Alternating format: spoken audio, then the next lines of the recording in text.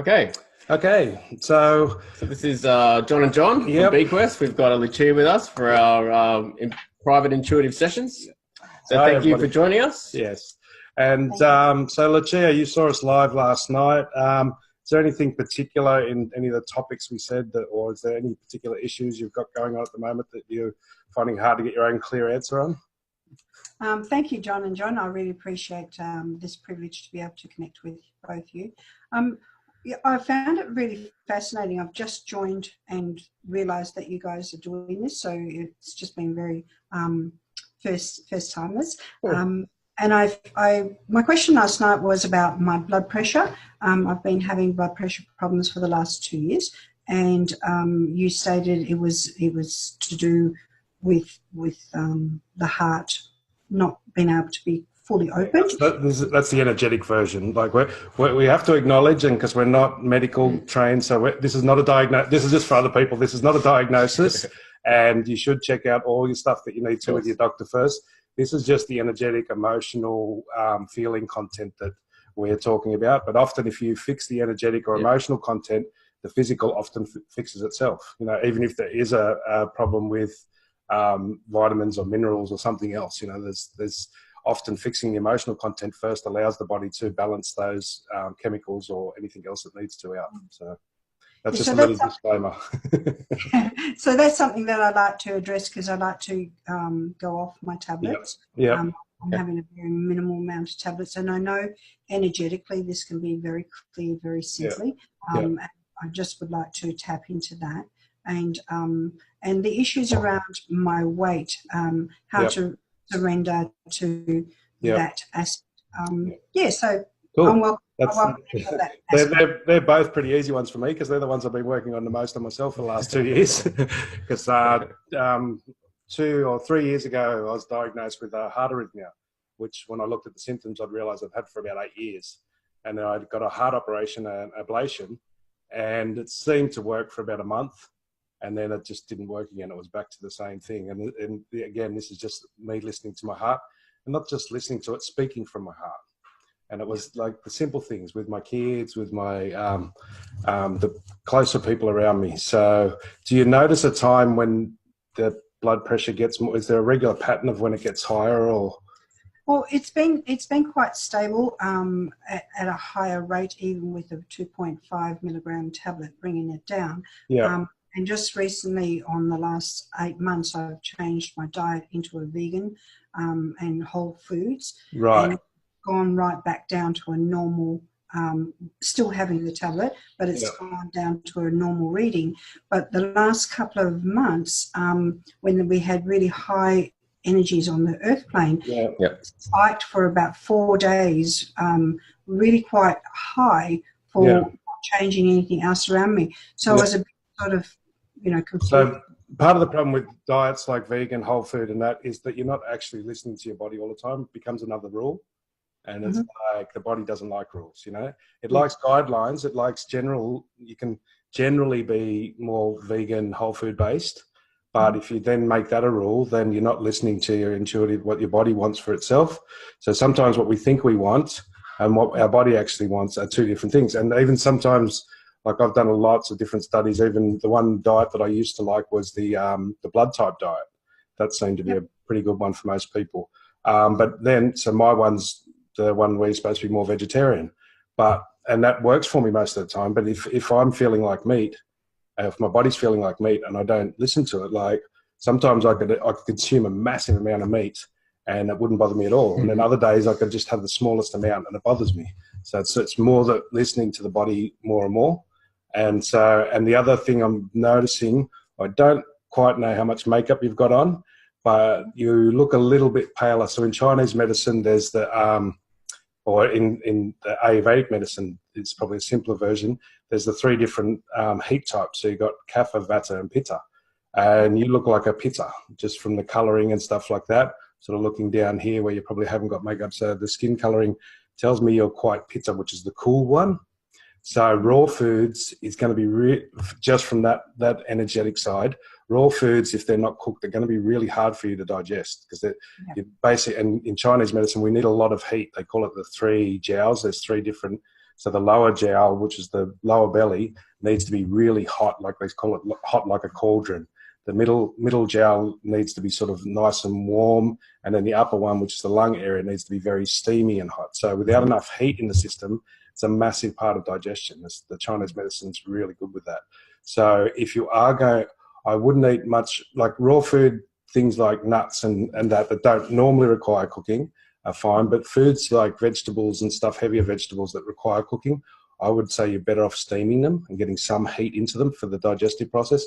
And also make sure you drink hot water or a herb tea when you're eating that food. I do, I do eat all my vegetables hot because I do follow that Chinese principle. So it doesn't have to be really hot, but just generally because you look like a pitta, so it looks like you need a lot more warmth and heat in your system. So even just hot herb tea with the food is fine. You don't even have to cook it as much. And also the other part that I'm sort of picking up a lot is the rest and digest and fight or flight system, which is the sympathetic parasympathetic nervous system. So when we sit back, we activate the parasympathetic or sympathetic, whichever one it is, which is the rest and digest. So when you lean back past vertical, that kicks that in automatically once you get back past vertical. So when you're eating, just maybe lean back while you're chewing in between every second or third mouthful, because as soon as you lean forward like this, you're activating fight or flight, which actually grabs the sphincter muscles and affects the digestion. So all of that stuff out of the way now. That's simple. That's all the more logical stuff, the more analytical stuff.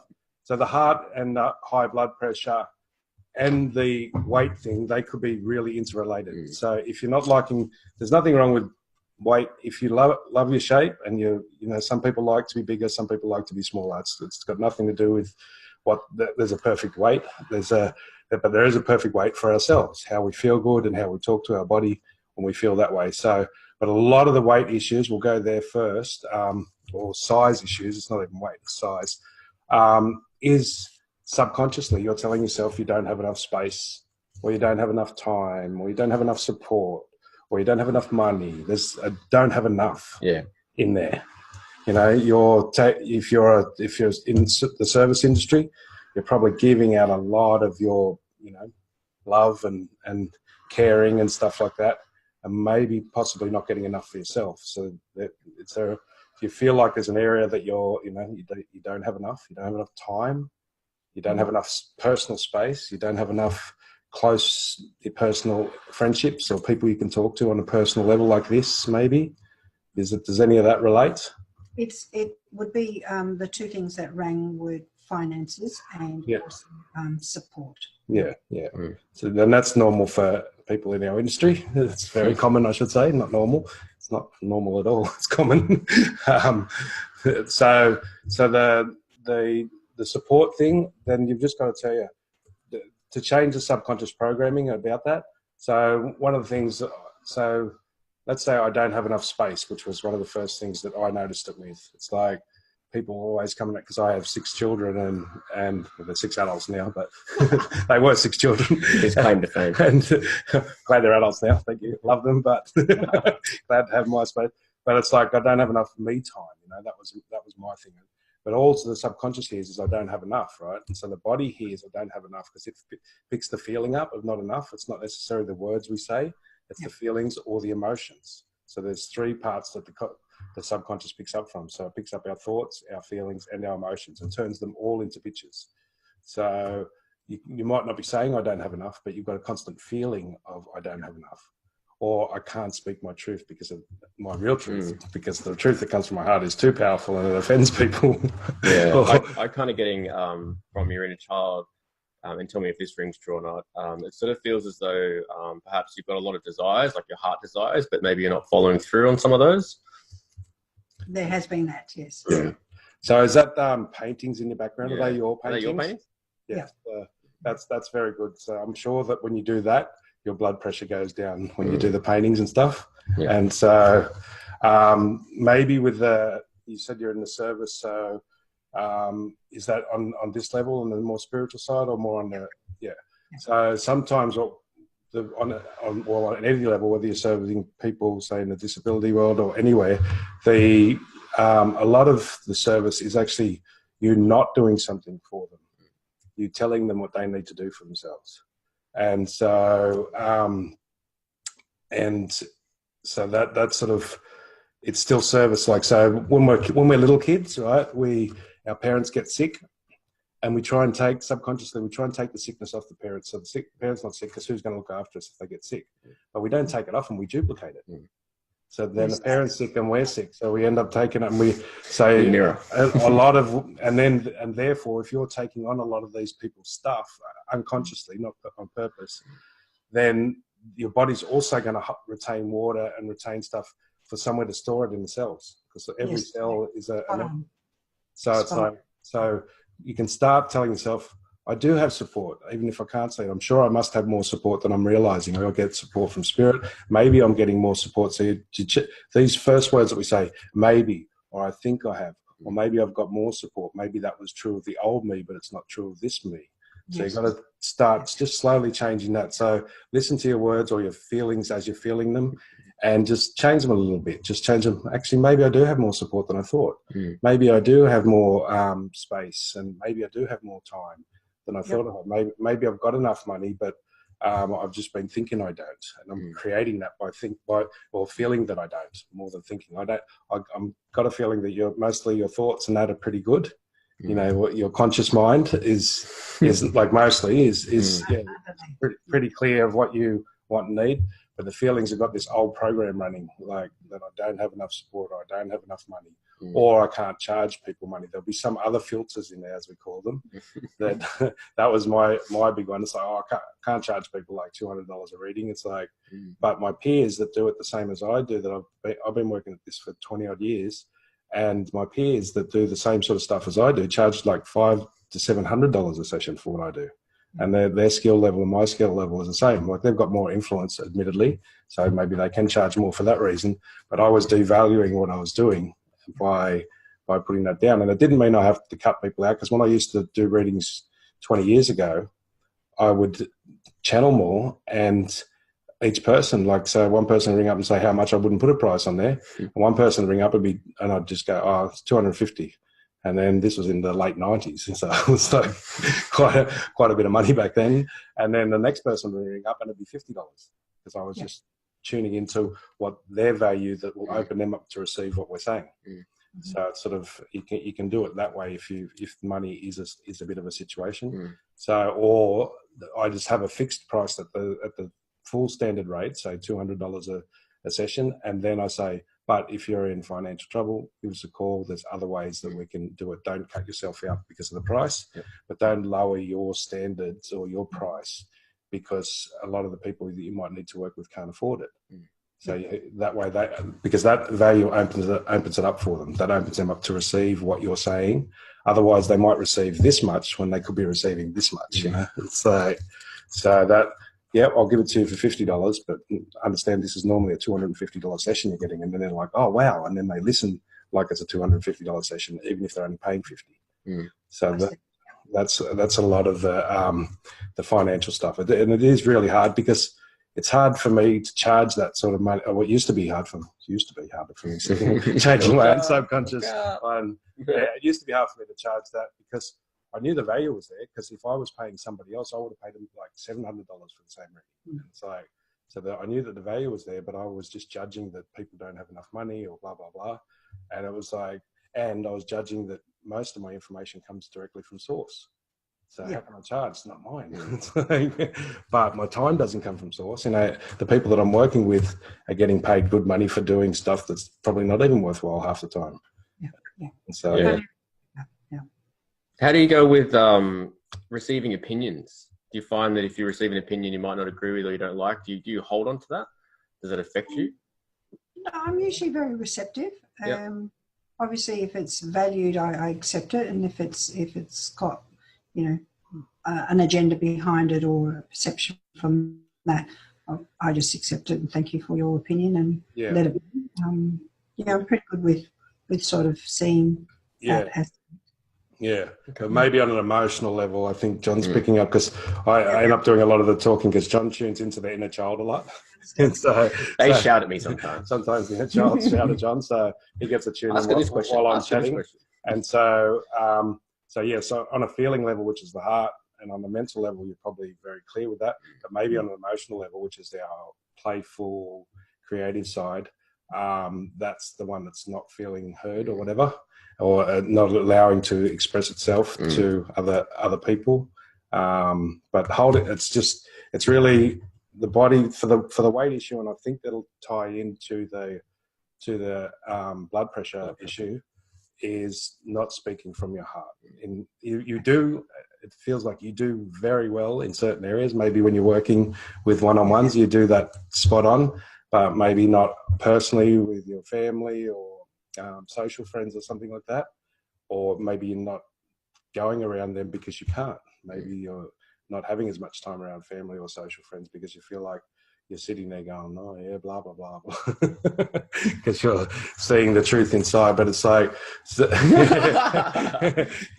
there going, blah, blah, blah. Yeah, really, that's wonderful. Oh, that sounds really good. I'm sure that's working. It's like, Yeah. And so one of the things I noticed for me and for most people, I look at a lot of face shape, which tells us our emotions and that. So the corner of the lips are a little bit down, right? So I noticed that, and this is on a daily level, they change. And the corner of the lips seem to relate more to the long-term perspective. So, you got the smile going in the middle, means you're pretty happy on a day-to-day basis. But maybe your longer vision going, this doesn't really seem to be working out financially, and it's a lot of work to do all of this by myself. And if the money keeps coming in at this rate, then what am I going to do in 10 years? It's there is a little bit of that. Yeah.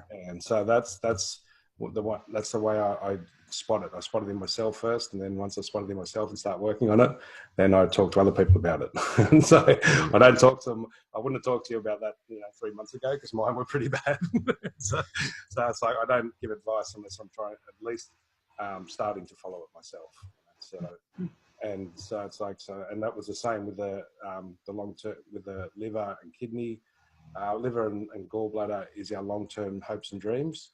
That sort of puts a lot of stress, and when we can't see, like as I said, I started this work actively in 1996, and it's just been trickling along on and off. It goes well for a little bit, and then it's not enough money, and then I go back to some conventional work, and then it's like I'm unhappy with that. And so it's like this time I just said, that's it. I don't care how much it takes, how broke I appear to be getting.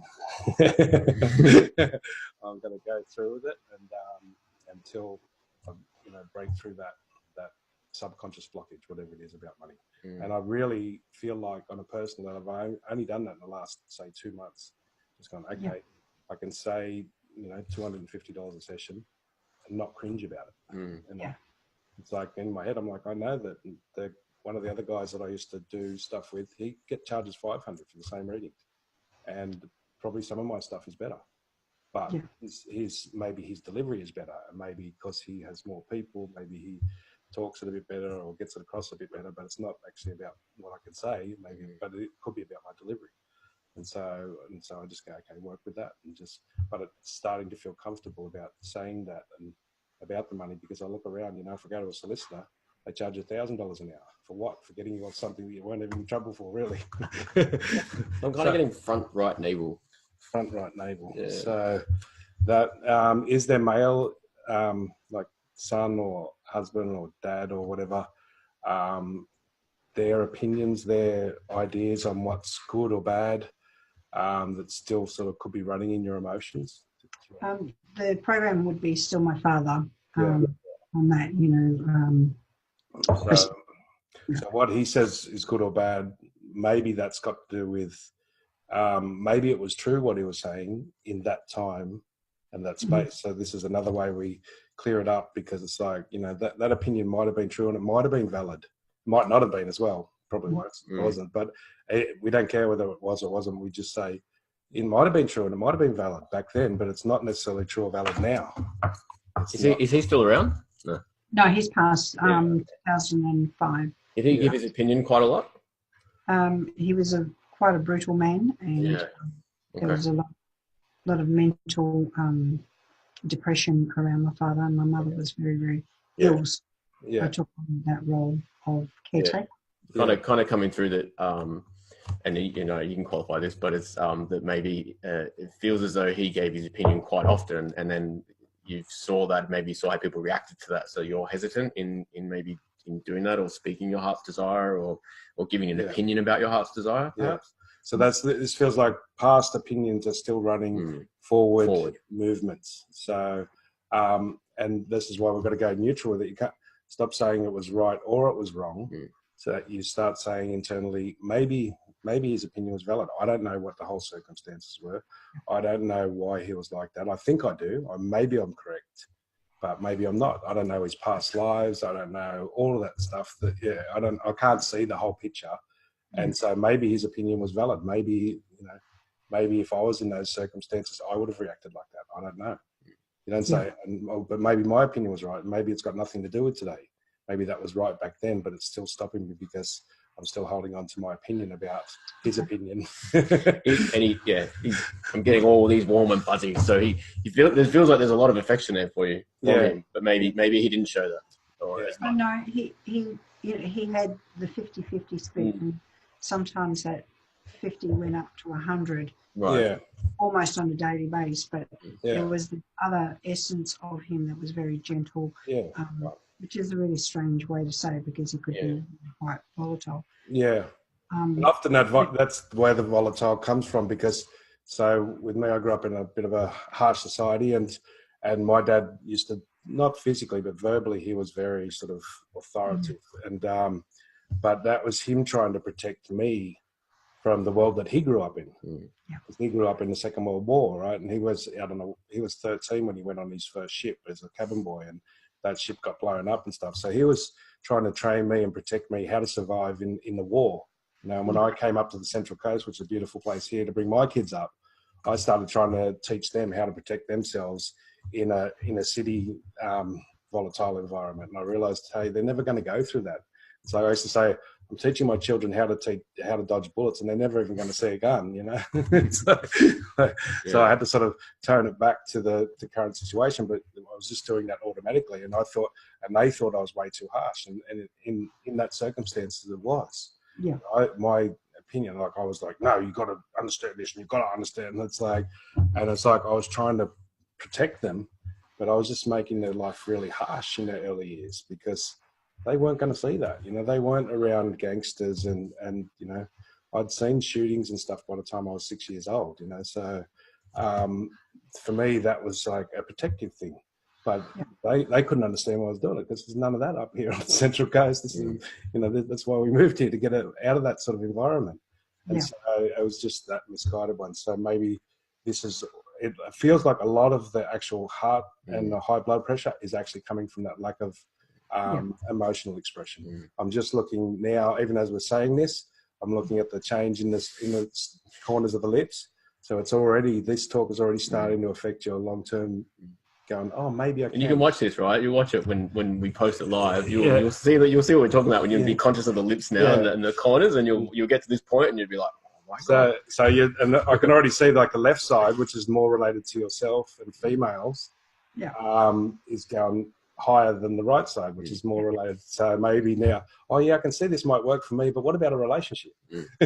You're not in a relationship at the moment, I take it? No, I am. Oh, you are. Okay. So maybe you think, maybe this will affect me, but maybe he's playing out some of those other, not the way your dad did, but maybe similar aspects in a more subtle way, like on an emotional level. He's not. And so you're thinking, how's this going to affect him? But what we've and this is all subconscious, right? This isn't in your conscious mind. Yeah, this is emotions that most of us can't feel because we've blocked them down. And so, but often what happens is we think, well, how am I going to? If I start changing, maybe they won't, and I'll grow out of their reach. And then, but what happens often is when we make those changes, and I'm sure you know this, when we make those changes, we don't have to say anything to them. We think we have to say it, and we just become willing to say it. So this is coming back to speaking from the heart, to say, okay, I'm going to work out how to say this thing to my partners or my children or my work colleagues or those ones that are in closer effect to me. I'm going to start saying it. I'm going to go listen to my heart and go, I can't read it clear. I can't read you clearly right now, heart, because I've sort of got too much stuff around it, but I'm going to listen more and more. And I'm going to start speaking to those people in my more immediate circle, in my first circle. I'm going to start speaking more and more from the heart. So a little example for you, which was one of my first big aha moments with it, was my son, my youngest of my 3 sons. He would come in, and I'd feel him. He'd walk in, and I'd go, "Oh, you know, what's up?" And he'd sit there and goes, "Oh, nothing." And I go, "No, something's up." He goes, "No, nothing." And I go, "Oh, okay then." I don't want to push him because I was too pushy with the other kids, and I didn't want to get that way. But then I was not pushy enough, like so. And then I would feel it. Then my heart arrhythmia would kick in. I'm like, oh, and I'm like, nah, frig this. I'm gonna. And I said, "No, son, something's up. You don't have to tell me. I'm not saying you have to tell me. I know something's up, but just know that I'm here to listen to." Like in older previous versions of me would have said, "No, there's something up. Tell me what it is." You know, it's like instead of because I was like backing off, and then I'm pushing too hard, then I'm backing off. So it's like, no, there's something up, but you don't have to tell me. I just wanted you to know that I know that there's something up, and I'm here to listen if or when you want to tell me. You don't have to tell me. I'm just acknowledging I can see something's up, and it's okay if you want to deal with it your way, and it's okay if you want to tell me now or you want to tell me later. I'll listen and I won't judge it. And it was like, bang, the heart arrhythmia would go straight out. And in that, my blood pressure, well, for me, it was the opposite. I had a low blood pressure because of the heart arrhythmia. My blood pressure would come back up and all my blood would start flowing very easily. And I watched this in like minute, hour to hour with my kids, with other people around me, with him a few times. It's like, no, there's something up, but you don't have to tell me. I can feel it. I don't know exactly what it is. Yeah, and that's a key point there, right? Because you know, a lot of us are quite intuitive, you know, and so a lot of the time it's just like it just doesn't feel right, or there's something there, knowing there that you can't quite pin or put your finger on. And so, you know, for me personally, I'd sit there and go, how do I describe this? How do I tell this person that there's something there? And it could simply just be, look, I don't know what it is. It's just my intuition's, you know, telling me or indicating something's not right. So if you want to talk about it now, that's fine. But if you don't, that's also fine. Yeah. And I'm not going to try to explain what it is because I don't quite know what it is. You know, I can feel what it is, but I can't tell you, I can't describe that feeling exactly. I can guess what that feeling is, but I don't know it. I just know something's wrong. And they panic. They go into panic. Oh, she knows what's wrong.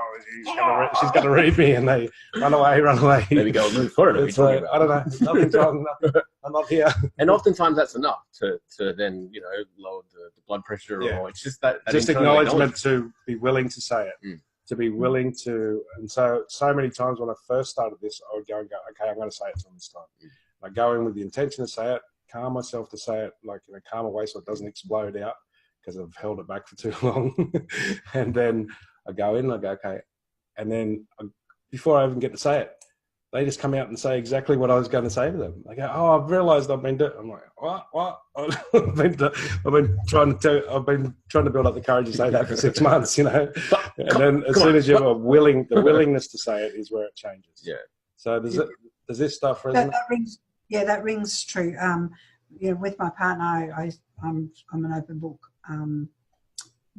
However, with my family of past, I tend to sort of stay more reserved of those thoughts because of the intuitive side. It's been perceived. Yeah, perhaps that's what I was getting from your child. What I got through, what felt like was holding on to others' opinions. Maybe it was you're holding on to the opinions and not giving them out. You know. So you have a good relationship with your partner and all of that sort of stuff. So maybe one way, because we do it with ourselves, how to give ourselves advice. I say, what would I say to my kid if he was in my position right now? So one of the things you said, your partner's an open book, right? And you're seeing it. Maybe if you see it, that you're putting too much pressure on him by not saying it's them, because he's listening to all that and he's open to it, but he doesn't need to, and you're actually putting pressure on him that you don't need to. So not quite understanding what you mean. So speaking to him, because you're an open book with him, so you tell him about your feelings and everything else, but you don't tell the other part of your family. And so he's listening and taking that on and helping, but it's not helping because it's not going anywhere, because it's just venting. It takes the steam off, right? So maybe for you to build the courage up to speak to them, say, well, it's not fair that I'm talking to him about it all the time. And he's listening and they're not. And I'm just going back over it and over it again. So because that connection's there with him, maybe if you say, hey, that's not fair on him, well, I'm not going to put all that on him because he deserves to be sort of... Yeah, and you're saying this to yourself, right? Yeah, this is not to... You don't say this you don't say to them. This is to build the courage up to say it to somebody else. You go, maybe I'm putting too much pressure on him, and he's the one that doesn't deserve it, right? And I'm not putting any pressure on those people who do deserve it. And I'm using the word deserve, like, because I don't have a better word. Nobody deserves anything, but it's like, hang on, I need to say that to them. And so, and give him, show the respect to him by not saying it as much. Good gratitude, and he probably doesn't care, but just for your purpose, it's like, hey, let's start giving to the people a bit more to the people who deserve it. And turn it back over towards them. So he's taking it all on, or maybe he's not even taking it on. He's there listening, but it's not really having an effect long term. It helps day to day, but it doesn't help over the long term. So maybe it's time to say, okay, heart, I'm going to listen to you. I'm scared. I'm going to build up the courage to start saying to these other people, no, I know there's something wrong. That doesn't sound right. And I can't tell you why. It's just my intuition. If you want to talk about it, then I know that there's something wrong. And they go, what's wrong? Well, there's nothing wrong. It's like, look, I don't know what it is. It's my intuition. There's something wrong. And you don't have to tell me. I'm just letting you know that I know something's wrong. And if you want to speak about it, we can speak about it.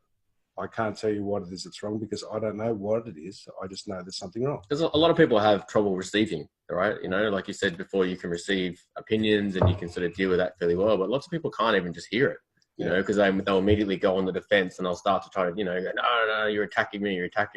You know, I found it could be simple as just saying, look, this is my intuition. I don't know, but you don't have to believe it. You don't have to disbelieve it, but here it is. You know, you decide, you know, this is on you. If, you know, I feel as though it's something that I want to express. It's one of my heart's desires. It feels like I need to say this to you. So it's a difference. One of the ways I used to do it with myself, because I was really good at doing it like you do with clients and stuff, but not so much with my own kids and closer friends. And so the visualization I would do, instead of trying to force feed them, which I was really good at force feeding, I was like, okay, so offer it to them. Say, hey, I can feel that, and just say it like that, like an offering. I can feel there's something wrong. If you want to talk about it, I can help you work with it, and you can help me. So it's an offering. Instead of going, hey, here, there's something wrong, eat this, you know. It's like, instead of force feeding them, saying, you need this, you know, eat this apple, and jam the apple in their mouth. Have an apple. Would you like some apple? No, okay. Well, it's here when you want. You might want it later on, so it's here. It's like, it's that difference between that gentler, because you've held it in for so long. It's really hard to do that, because it's like there's so much energetic pressure behind it, and you finally get the courage to say something. You're like, eat the apple. It's like, because it's like all that, like 6 months or 6 years of pressure behind not saying it. So we're nearly finished. But with the weight issue, or not issue, but with that, is there an area, like, is it upper body, middle body, lower body, or is it evenly distributed that you would like it? Lower body, middle and lower. Yeah, so middle and lower body, that's, because just getting into the chakras here, this is all emotional content. This is all on that level. So, and it's not feeling grounded and practical enough. So that's where the body's holding on to it in the lower. So it's the emotional part that needs to express. It's like, so a little example was, you know, I've had a bit of an issue with some of my children recently, or some of my adult children recently, and they haven't talked to me for a little while. And I'm like, yeah, I'm all right with it. I'm okay with it. I understand that, you know, I said something that I probably could have delivered a lot better and a lot better timing. And I am okay with it up here, and even in here to a certain degree. But down there, it's like, no, I'm upset. Okay, I'm upset, and I know I'll get over it. So at first, I acknowledged and told myself, no, that does hurt me. It does hurt me that we're not talking after all these years and done so much. It does hurt me, but I also understand. So acknowledge that it hurts first, and it hurts your feelings or your emotions. Yes, it hurts me, and I know I'll get over it. And I know that I'm not seeing the whole picture. But you've got to acknowledge your side. You acknowledge their side probably too much. And not your own side. Yeah, well, they're probably hurting, you know, they're going through a tough time and everything else, but, you know, so are you on a different level. Yeah. So it's like, you know, they might be going through a tough time physically, but you're going through a tough time emotionally. It's only emotions. It doesn't matter. I'll hold on. So it's like, and again, this is just start speaking to them. Go, okay, I'm going to let you express a little bit more, a little bit more, a little bit more, a little bit more. Just get that inner dialogue going just a bit more gently. Okay, emotions. I'm acknowledge that, that does hurt. But, we'll get over that. I acknowledge that it does hurt my feelings. I acknowledge that it's not nice for them to do that, or it feels not nice for them to do that. And, there could be other things that I don't see. So it's like, so I acknowledge both sides. It's like, acknowledge the part that you're good at, which is seeing more of the whole picture and seeing how you don't see everything, but neither do they. But also acknowledge, hey, this does hurt my emotions. It does hurt my feelings. But I know I'll get over it. So, and that will start, I can already feel that starting to lift, even just saying that. So it's more of a subconscious things of the past, because there's nothing that I could say ABC today. No. It's subconscious feelings and emotions, which are really much harder to pick up. This is why I look for body signs, right? Because because the thoughts I can pick up real easy in myself. This is in myself when I'm looking. Like, I'm still frowning. I'm still like, okay. So the emotions, and frowning is a lot to do with the mouth area, is a lot to do with the navel chakra. So that's the feelings and stuff like that. So, and I look at that, I go, okay, the middle's quite good. So that means day to day I'm quite good, but the corners are down a bit. So long term, I'm not seeing, I'm not as hopeful long term. So how do I turn that around? How do I start seeing emotionally long term? And just ask that question. And don't answer it. Don't answer it. This is the big part about it. We often go, how do I turn it around? And we go, well, I need to do that. No. I didn't ask how do I turn it around? And I'll just be silent for a day or a week or a month and just watch it. How do I turn it around? Show me with signs, show me with actions, and let me see this just little bit by little bit. Otherwise we get the pendulum and we go too far one way, too far the other. And it's like, just sort of try and slow that pendulum down a little bit. Perfect. Cool. Okay. Thank you very much. So if test some of these things out, it's a lot to take in. Watch the video a few more times. We'll post it up. We'll send you a link when we post it up. Post on Facebook. And if you can comment after a while, even like several times, if you comment like in a couple of days, go, I put that into practice and I'm feeling, lighter. My body shape might be changing a little bit, the weight distribution, because most of weight distribution is just water retention. That's how the body holds onto it. It just holds onto water, and it's like that can literally change in hours or days. You can just start talking, as John said, start talking to your emotions. Do it every day or a couple of times a day, and within 2 or 3 days, you could notice significant change. So just a quick, when you're painting, right? And you're doing your painting and you're getting in a real good flow with it. Do you feel like the sort of bloating or that drops down a bit while you're painting? I'm not even aware of weight.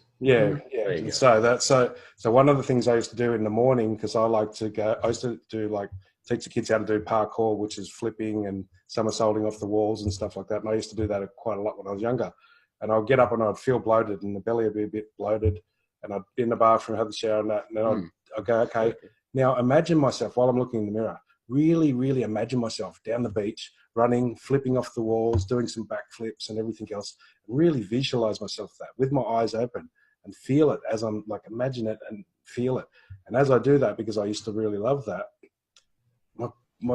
the bloating would disappear in front of my eyes. Like literally it would go down to half the size while I'm strongly visualizing that. Because that's the playful area, that's the emotional area. It wants to play, it wants to dance. If you used to do dancing, if you used to like to go out dancing and stuff like that, just visualize that. Visualize up there on the dance floor with your husband, he's spinning you around, and you just visualize it. Visualize yourself painting all day, every day. It sounds crazy. Crazy, I understand. And then just watch and go, hey, my bloating feels like the weight distribution feels a bit more even. And I can see here from the shoulders that the shoulders represent our daily practices, what we're doing every day, so our rituals and stuff like that. So you're not doing that. You're not doing some of the other stuff you need to do on a daily basis. You're doing it when you work with clients, and you're doing it on and off, but it's not the regular.